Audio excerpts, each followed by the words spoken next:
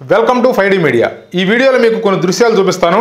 అవి కొంతమందికి ఆనందాన్ని కలిగించవచ్చు, కొంతమందికి బాధ కలిగించవచ్చు, కొంతమందికి రాజకీయాల్లో ఎన్ని సహజం అనే భావన కూడా కలగవచ్చు.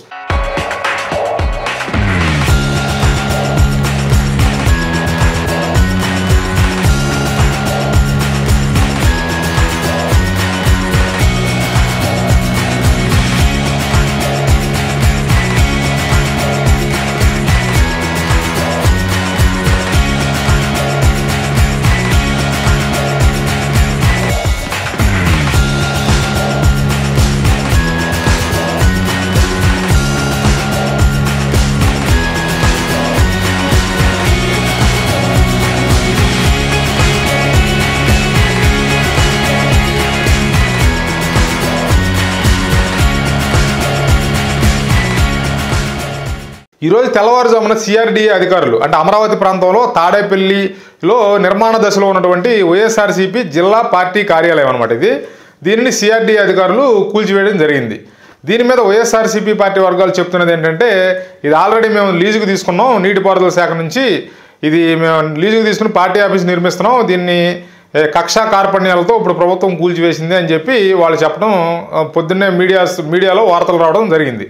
తర్వాత ప్రభుత్వం వైపు నుంచి చెప్తున్నది ఏంటంటే, ఇది అక్రమ కట్టడం, అసలు దీనికి ఎటువంటి పర్మిషన్స్ తీసుకోలేదు, వీళ్ళు తాడేపల్లి మున్సిపాలిటీ దగ్గర నుంచి కానీ సిఆర్డీఏ దగ్గర నుంచి కానీ ఈ కట్టడాలకు ఎటువంటి అనుమతులు లేవు, కాబట్టి దీన్ని మేము కూల్చివేశామని చెప్పి ప్రభుత్వం తరపున అధికారులు చెప్తున్నారు. దీనిపై వైఎస్ఆర్సీపీ పార్టీ కోర్టుకు వెళ్ళడం కూడా జరిగింది. కోర్టు కూడా కొన్ని ఉత్తర్వులు జారీ చేసింది. ఆ ఉత్తర్వుల్లో కోర్టు ఏం చెప్పిందంటే, మీరు ఏం చేసినా కూడా చట్ట పరిధిలో చేయండి, చట్ట పరిధిలో మీ యాక్షన్ ఉండాలి అని చెప్పి అధికారులకి ఆ కోర్టు ఆర్డర్ ద్వారా సూచించడం అనేది జరిగింది. అధికారులు ఏమంటున్నారంటే, చట్ట పరిధిలో చేయమంటున్నారు కాబట్టి అక్రమ కట్టడం, ఇది పర్మిషన్స్ లేకుండా కడుతున్నారు కాబట్టి, పర్మిషన్ లేకుండా కడుతున్నారు కాబట్టి ఇది అక్రమ కట్టడం, అంటే దీన్ని మేము చట్ట పరిధిలో కూల్చే అధికారం మాకు ఉంది కాబట్టి చట్ట పరిధిలోనే మేము దీన్ని కూల్చివేసామని చెప్పి అధికారులు చెప్తున్నారు. వైఎస్ఆర్సీపీ పార్టీ వాదన ఏంటంటే, ఒక మీడియా ప్రతినిధి వైఎస్ఆర్సీపీ వాళ్ళని అడిగినప్పుడు ఆయన చెప్పింది ఏంటంటే, అసలు మీ దీనికి కట్టడాలకు అనుమతి లేదంట కదా, సరే జీవో ద్వారా దీన్ని మీకు కేటాయించారు ఓకే, కానీ మీరు కట్టే కట్టడాలకి ఎటువంటి అనుమతి తీసుకోలేదంట కదా అని చెప్పి ఒక మీడియా ప్రతినిధి అడిగినప్పుడు, కట్టడాలకు కావాలంటే ఇప్పుడు పర్మిషన్ తీసుకుంటామండి, స్థలం అయితే మాదే కదా, స్థలం మాకు కేటాయించింది కదా గత ప్రభుత్వం, అలాంటప్పుడు ఇబ్బంది ఏముంది, కట్టడాలకు కావాలంటే మళ్ళీ పర్మిషన్ తీసుకుంటామండి అని చెప్పి ఆయన ఆన్సర్ ఇవ్వడం అయితే జరిగింది. గతంలో ప్రజల డబ్బుతో నిర్మించినటువంటి ప్రజావేదిక కూల్చినప్పుడు మన ముఖ్యమంత్రి గారు చెప్పిన మాటలు అందరూ విన్నారు, అందరికీ తెలుసు. అది ప్రజా అవసరాల కోసం ప్రభుత్వ డబ్బుతో ప్రజల సొమ్ముతో నిర్మించినటువంటి కట్టడం, దాన్నే అంత ఉదార స్వభావంతో ఆయన మన రూల్స్కి వ్యతిరేకంగా ఉండకూడదని కూల్చివేసినప్పుడు, మరి ఇప్పుడు ఈ పార్టీ ఆఫీసును కూల్చివేయడంపై మరి వాళ్ళ స్పందన చూస్తుంటే కొంతమందికి ఆశ్చర్యం కలిగిస్తుంది. ఇప్పుడు ఈ కట్టడ వ్యవహారంలో ప్రభుత్వానికి కానీ ప్రజలకు కానీ ఎటువంటి సంబంధం లేదు. ఇది వైఎస్ఆర్సీపీ పార్టీ వాళ్ళ పార్టీ అవసరాల కోసం నిర్మించుకుంటున్నటువంటి భవనం, దీన్ని ఇది అక్రమ కట్టడం కాబట్టి ప్రభుత్వం కూల్చివేసింది. ఈ కట్టడం కూల్చివేసినటువంటి ప్రదేశం మాత్రం ఇది నీటిపారుదల శాఖకు సంబంధించిందని చెప్తున్నారు.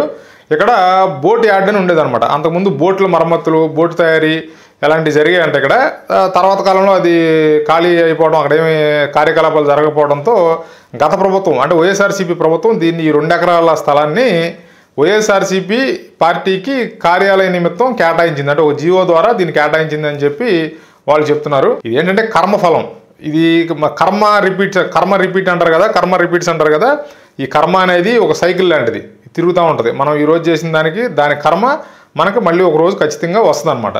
అట్లాగే గత 5 సంవత్సరాల కాలంలో వీళ్ళు వైఎస్ఆర్సీపీ ప్రభుత్వం చేసినటువంటి కూల్చివేతలు, వాళ్ళు చేసిన దాష్టికాలు, పోలీసులను ప్రయోగించి వాళ్ళు చేసిన అరెస్టులు, తర్వాత థర్డ్ డిగ్రీలు ప్రయోగించడాలు, పెద్ద నాయకుల మీద కూడా థర్డ్ డిగ్రీలు ప్రయోగించడాలు, ఇలాంటివన్నీ మనం గత 5 సంవత్సరాల్లో చాలాసార్లు షాక్ గురయ్యాం. అంటే ప్రభుత్వం ఇట్లా కూడా వ్యవహరిస్తుందా అని. అట్లాగే ఇప్పుడు వాటి కర్మలన్నింటికి ఫలితాలు ఇప్పుడు రాబోయే రోజుల్లో రాబోతున్నాయి. మనం రోజుకొక వార్త, రోజుకొక షాకింగ్ న్యూస్ వింటూనే ఉంటాం. మనం ఏంటంటే ఇది షాక్గా ఫీల్ అవ్వకుండా జస్ట్ ఇది కర్మఫలం అనుకుని మాత్రం వదిలేస్తే మంచిది. దీన్ని మనం ఎవరో పర్సనల్గా తీసుకోవాల్సిన అవసరం లేదు. 103లో చెప్తుంది, ఏం చెప్తుంది, ప్రతి యాక్షన్కి రియాక్షన్ ఖచ్చితంగా ఉంటుందని చెప్తుంది. అంటే దీని అర్థం ఏంటి, గత 5 సంవత్సరాల్లో చేసిన యాక్షన్స్ అన్నింటికి ఇప్పుడు రియాక్షన్స్ రాబోతున్నాయి 5 సంవత్సరాల్లో. చట్ట పరిధిలో గత 5 సంవత్సరాల్లో చట్ట వ్యతిరేకంగా వ్యవహరించిన ఇష్యూస్ మీద అన్నింటి మీద కూడా వాళ్ళు చట్ట పరిధిలో పనిచేయాలి. చట్టపరిధిలో వాళ్ళ పని వాళ్ళు చేస్తూ ఉండాలి. మన రాష్ట్ర ప్రజలని, రాష్ట్ర పురోగతికి, అభివృద్ధికి సంబంధించిన వ్యవహారాల మీద కూడా వీళ్ళు దృష్టి పెట్టాలి. పోయిన ప్రభుత్వం చేసినట్టుగా ఇక పూర్తిగా బటన్ నొక్కడం, కక్ష సాధింపు చర్యలు, ఈ రెండే వాళ్ళు చేసింది. అప్పులు తేవడం, బటన్ నొక్కడం, కక్ష సాధింపు చర్యలు. పోయిన బటన్ నొక్కినాయి అన్నా సక్రమంగా అందరికీ అందినాయి అంటే అది కూడా లేదు. అప్పులు తెచ్చారు, బటన్ నొక్కామన్నారు. అసలు ఆ అప్పులన్నీ ఏమైపోయినాయి? అప్పులు తెచ్చిన డబ్బు అంతా సుమారుగా ఈ మధ్యన బీజేపీ ప్రతినిధి, బీజేపీ తరఫున మన రాష్ట్ర మంత్రివర్గంలో చోటు పొందినటువంటి సత్యకుమార్ గారు మాట్లాడుతూ సుమారుగా 13 లక్షల కోట్ల వరకు అప్పు చేసినట్లుగా ఆయన చెప్పడం జరిగింది. అంటే దాని పూర్తి వివరాలు అవి ఏంటనేది ఇంకా రావాల్సి ఉన్నట్లు ఉంది. పూర్తిగా చెప్పలేదు. సుమారుగా 13 లక్షల కోట్ల వరకు ఉండొచ్చు అన్నాడు ఆయన. అది కొంచెం అటు ఇటుగా ఉండొచ్చు. 13 లక్షల కోట్లు అప్పు చేశారంటే మరి వీళ్ళు సంక్షేమానికి ఎంత కేటాయించారు, పథకాలకి ఎంత ఇచ్చారు, పైగా మళ్ళీ ఈ అప్పు కాకుండా ప్రతి సంవత్సరం మన రాష్ట్రానికి వచ్చే ఆదాయం అదనం, ఆ వచ్చే ఆదాయం కాకుండా వీళ్ళు మళ్ళీ 13 లక్షల కోట్లు అప్పు తెచ్చారని చెప్పి ఆయన చెప్పడం జరిగింది. కాబట్టి ఇంకా మన రోజు ఈ కర్మఫలాలు అనేవి ఈ కర్మకు సంబంధించిన రియాక్షన్స్ అనేవి ఉంటాయి. ఆ కర్మకు సంబంధించిన నిర్ణయాలు తీసుకుంటుంది ఇప్పుడు ప్రభుత్వం. వాళ్ళు చేసిన కర్మలన్నింటికి ఇప్పుడు 7 సంవత్సరాలు కర్మఫలాలు అనుభవించాల్సిందే. కాబట్టి దీన్ని ఏదో కూల్చివేతల ప్రభుత్వం అని, ఇప్పుడున్న ప్రభుత్వాన్ని ఇదేదో కూల్చివేతల ప్రభుత్వం అనుకోమాకండి. ఇప్పుడు కూల్చింది ప్యూర్లీ అది ఒక ప్రైవేటు వ్యవహారం, ఒక పార్టీకి సంబంధించిన ప్రైవేట్ వ్యవహారం. అట్లాగే ఇప్పుడు ఏంటంటే ఇప్పుడు దీన్ని కూల్చివేయడం కూడా ఏంటంటే ఇది అక్రమ కట్టడం కాబట్టి కూల్చేసామని ప్రభుత్వం చెప్తుంది. ఇప్పుడు దీన్ని ప్రతిపక్షంలో ఉన్నటువంటి జగన్మోహన్ రెడ్డి పార్టీ దీన్ని విస్తృతంగా ప్రజల్లోకి తీసుకెళ్ళడానికి ప్రయత్నం చేస్తారు. అంటే మేము కూల్చేశారు, మేము కట్టడాలను కూల్చడం ఏంటి, ఏదైనా పర్మిషన్ లేకపోతే పర్మిషన్ తెస్తాం కదా, అది ఇది అని చెప్పి దాన్ని ప్రజల్లోకి తీసుకెళ్ళి వాళ్ళని రెచ్చగొట్టే అవకాశం కూడా ఉంటుంది. కాబట్టి ప్రభుత్వం కూడా దీన్ని తగు జాగ్రత్తలు తీసుకుని ప్రజలకు కూడా చక్కగా వివరించి చెప్పాలి.